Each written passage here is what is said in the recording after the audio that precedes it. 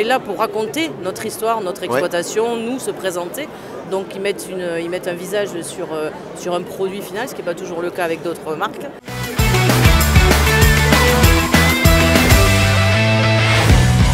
Sortie de table d'hôte, Sabrina Augier, ravie.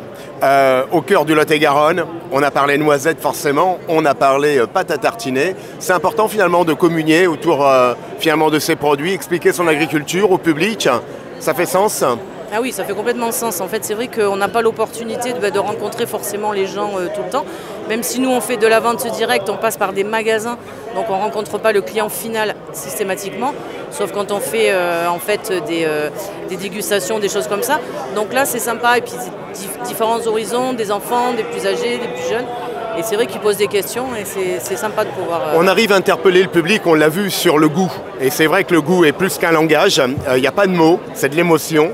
Mais d'un seul coup, il y a quelque chose qui communique, qui est un flash quand même. Hein. Ah non, ça c'est clair. Ça c'est vrai que le fait d'avoir les chefs avec nous qui cuisinent nos produits, qui les subliment entre guillemets, et c'est vrai que non, les gens ils ont l'air d'apprécier. Ouais, le travail sur une pâte à tartiner, hein, parce qu'effectivement il y a des grandes marques internationales, on a vu le plaisir est exacerbé.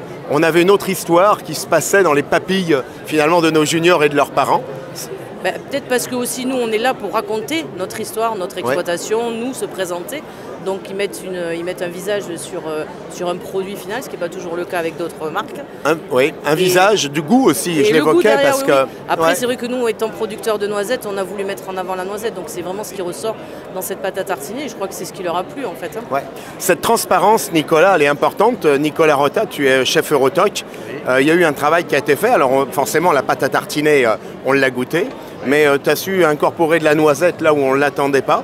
Là aussi, ce dialogue de l'émotion, le dialogue de l'assiette avec le consommateur, c'est le rôle finalement des alchimistes que vous êtes, vous, les chefs. Tout à fait, à partir du moment où on a des produits de base qui sont d'excellente qualité. On parlait de la pâte à tartiner jusqu'à présent. L'avantage de cette pâte à tartiner là, c'est que c'est un produit français. C'est un produit qui est sans huile de palme.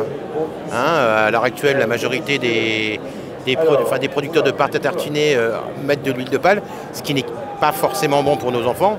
J'ai eu l'occasion de travailler l'huile de noisette et les éclats de noisette que Sabrina effectivement m'a apporté et produit. Et j'ai pris un plaisir parce qu'on est sur un produit dont le goût est très puissant. On est sur des éclats de noisette qui restent croquants sans être durs. Moi j'ai pris un plaisir énorme à travailler ces produits-là, surtout à les faire rentrer dans une recette auquel on n'attendait pas de mélanger le pois chiche à la noisette. Et ça s'est merveilleusement marié parce que le produit utilisé était un produit de qualité. Je serais tombé sur un produit lambda, le résultat n'aurait pas été les mêmes.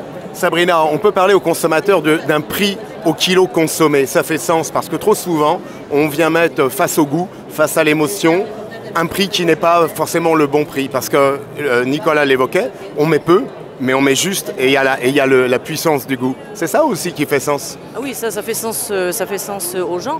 On connaît les problématiques de tout le monde, avec l'inflation, etc.